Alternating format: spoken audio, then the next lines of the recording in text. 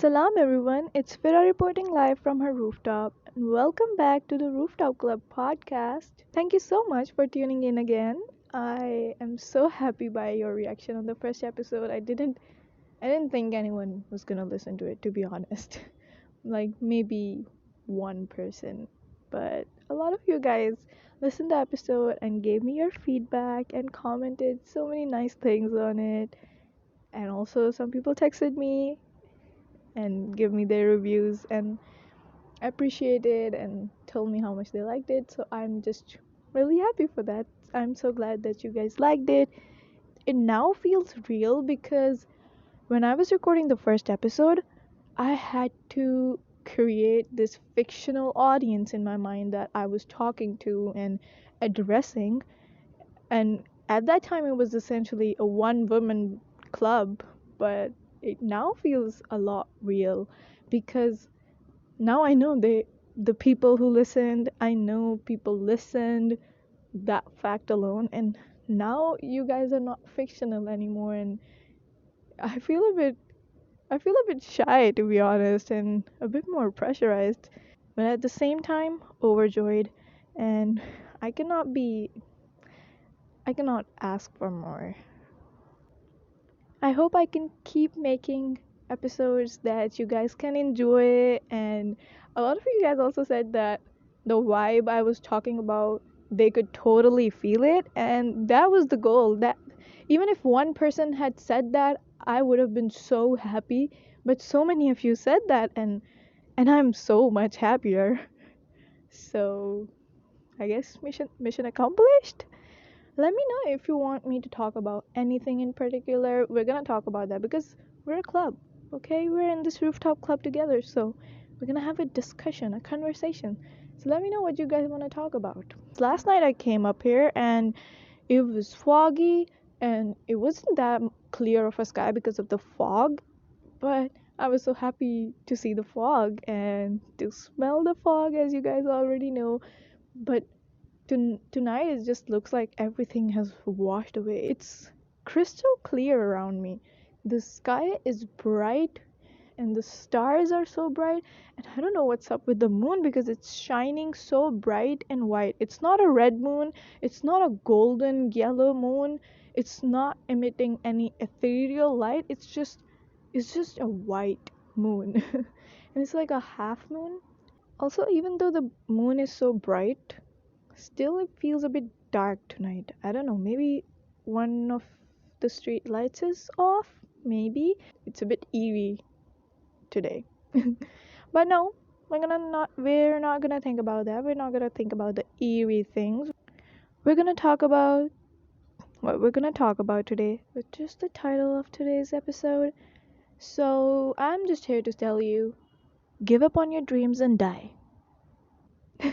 I'm just kidding, okay? It's quite literally the opposite. Don't give up on your dreams and don't die. But but for those of you who don't know why I'm saying it like this, it's an anime reference, and if you don't watch anime and if you don't know about this reference, even though I feel like this reference is quite famous even among the people who don't watch anime or haven't watched this particular anime. It's from Attack on Titan. A very famous character, Levi Ackerman, has said this, and it has ever since been the greatest motivation for all the quitters around the world, and they live by it. Give up on your dreams and die. And I'm going to insert his famous line, because it would be unjust if I don't insert him saying this. So Mr. Levi, what do you have to say to us today? 夢を諦めて死んでくれ。 Thank you so much for joining us today, Levi, and I think I can handle it from here. So, how to not give up? It's basically not a how to not, it's just me trying my best, talking about the examples from my life to convince you to not give up and keep those dreams alive and work hard towards them and keep going on no matter how hard it is, because I know that it is hard. I know that.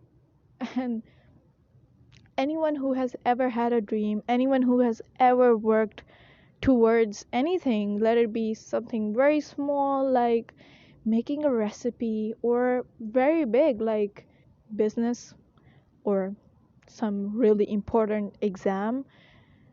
No matter what anyone has worked towards, they know that it is hard, and sometimes you can't help but feel so discouraged by everything that comes in your way to achieve that goal, to achieve that dream.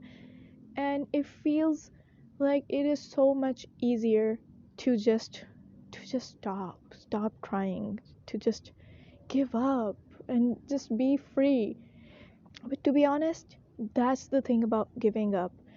It feels like something is like buzzing and you're just so much pressured at the moment, and you think that giving up is gonna shut all that down, but it's not gonna free you. It's not never gonna free you. Those dreams, those things that you ended up giving up on, they're gonna haunt you. And I'm not even just saying that as like a dialogue. I know that because I know there are so many things in my life that I had to give up on because of the circumstances, or because I just didn't have enough in me to keep going on. And those things those things never leave you. It leaves a black hole inside of you, which stays. It never goes away. I'm sorry, I don't want to be depressing here and discouraging. That is why I'm here to tell you to not give up. Do not give up. So, like I was saying, it feels like if you would just give up, everything would silence down. But that silence isn't liberating. It's like you know how in sometimes in movies there's this effect where there's a big crash or some big climactic scene that happens, and after that there's just like ching, silence. And it's just, you know that this silence has a bigger impact than whatever was going on. And it just it makes you it makes you more down because you feel horrible after you give up on something, especially when we give up because we feel like we're not good enough, or we feel like we cannot cope up with this situation at all. And it's on us. It was I who didn't have it in me to carry on. It was it was my weakness. And that just makes you feel horrible about yourself. It keeps haunting you, and you keep talking down to yourself. You keep telling yourself in your mind, oh, you're not strong enough, or you don't have enough willpower, oh, you're so weak, you're so pathetic. We don't even realize how much we talk down to ourselves even before we give up. That is why we sometimes, our thoughts push us to give up, because we keep feeding ourselves this narrative that we are weak, that we cannot do this. We keep telling ourselves that we cannot do this. And how cruel of us to do that to ourselves. How cruel are we to ourselves? It's like those bullies, we see, who keep telling someone, oh, you're ugly or you're fat. And these bullies, they keep telling you that you're this, you're a loser, you're a nerd, you're not pretty, and eventually they make you insecure, and you lose all your confidence. You stop believing in yourself, and you start believing those words that are being fed to you all the time. And it makes you feel horrible, and that is what we do to ourselves as well. We keep telling ourselves, oh, you're so weak, I cannot do this, I cannot do this, I cannot do this. And you start believing this, that you cannot do this. You start believing that this is not in your power and you're weak, and you give up. And even after you give up, your brain doesn't leave you alone. Since you gave up, it now tells you constantly, oh, you gave up, you're such a loser, you gave up, you gave up. And so even after you give up, it's not like those thoughts are gonna leave you alone. And that is why I think it's really important to talk about these kind of things once in a while to remind people that to not do that to yourself, because it is such a subconscious act that we do that we wouldn't even realize that we are doing this to ourselves. And I'm spelling it out for you. Please do not talk down to yourself. I feel like this topic, I didn't plan it this way, but it is coming at a very right time because it's the end of the year and everybody is looking back on their year, seeing what they did, what they didn't do. And as the time of New Year resolutions is coming close, I think it's at the right time that I talk about not giving up, because every year so many of us, if not a lot of us, make a lot of resolutions and end up either doing very little or not anything at all. Like me, I hope you're not like me. I don't even make that many New Year resolutions.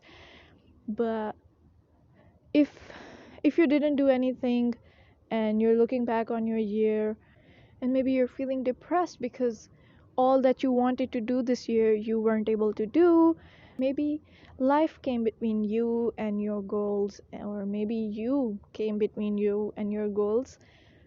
No matter what happened, we can always start again, and no better time than right now. I would say do not even wait for New Year. To be honest, I'm not really one of those people who are like very in on the New Year reset, etc. I don't even feel like, oh, December, a year is going, a new chapter. But if you're one of those people, it's a perfect time and start right now. I feel like when someone is, close to giving up, or someone is feeling weak or unmotivated and they refer to all these motivational speakers or whatever, some, or maybe a friend, sometimes people, these motivational speakers or even your friends can do this intentionally or unintentionally. They tell you that, oh, it's hard, yeah, but it's hard for everyone. It's not like you're the only one who's going through this. It's hard for everyone. And that is such a wrong approach to towards someone who is feeling unmotivated. And I feel like a lot of the time these videos are like, no, get back up, this is hard for everybody, but you will not stop. And maybe they're trying to tell you that yes, it's hard and you're not alone and blah blah blah, but I don't even have to talk about from everybody's perspective. Like in my case, when I listen to these videos, I just feel like, oh, it's hard for everyone, but everyone is doing that, then why can I not do this? And it just makes me feel worse, and that just makes me feel like, oh, so I'm just weaker. So if ever your friend comes to you, or you are making a whatever video, maybe an inspirational video for someone, approach it in a way that you have to tell them that I know that it's hard. Acknowledge that, make them feel validated that whatever they're doing is, yes, hard, and it is undeniable. It's not easy. Don't be like, oh, it's not even supposed to be easy. Well, okay, tell people that you understand that it is hard and you believe in them. If there's any way that you can help them, offer them your help or offer them your support, and just listening to them is sometimes enough. And don't be like, oh, this is hard for everyone, why are you being such a crybaby? I mean, what? So whatever someone is doing or going through, do not be like this, that so many people do this, so why are you being like this? Or sometimes we don't even say it in that way, but it implies this kind of tone. So just be kind,